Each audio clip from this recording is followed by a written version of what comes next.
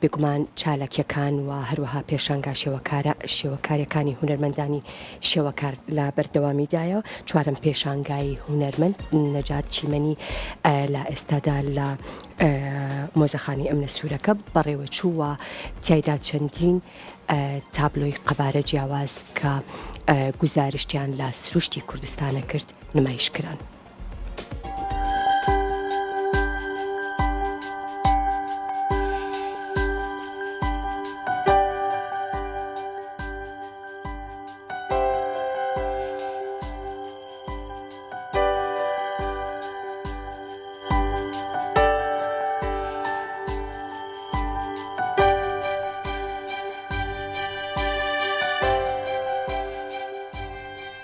من نەجات نەجمەدین محەممەد چیمەنی لە شاری کەرکوو لە ساڵی 1961 هاتمەتە دنیاوە.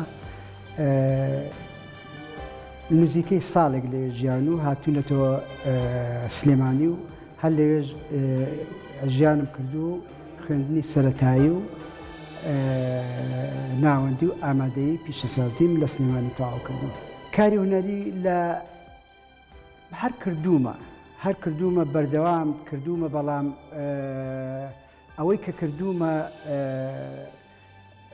لە 1970ەوە لە ساڵی 1990ەوە وەکو کاری هونەری تیجاری بۆ بکوزاوە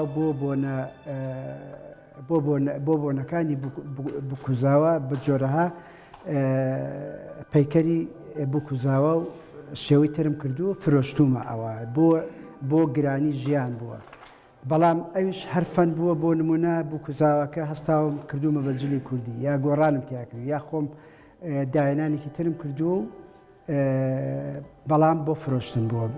ئەوەی کە کاری هونەری بە تەواوەتی لە ساڵی 1900 لە 24/12/1980ەوە من دامەزراوم بە مامۆستای سیرامیک لە سلێمانی لە ناوەندی کاوەی کوڕان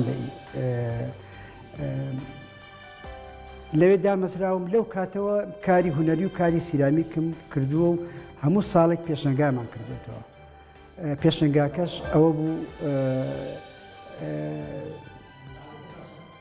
قازانجەکەی بۆ قوتابخانەکان بووە، بۆ ئێمە نەبووە، بەڵام کارە هونەرەکانمان کردووە. لەو کاتەوە بەردەوام هەتا ساڵی 1970 چوومەتە دەرەوە و لە 2010 دەستم کردووە بە نەخشاندنی تابلۆ.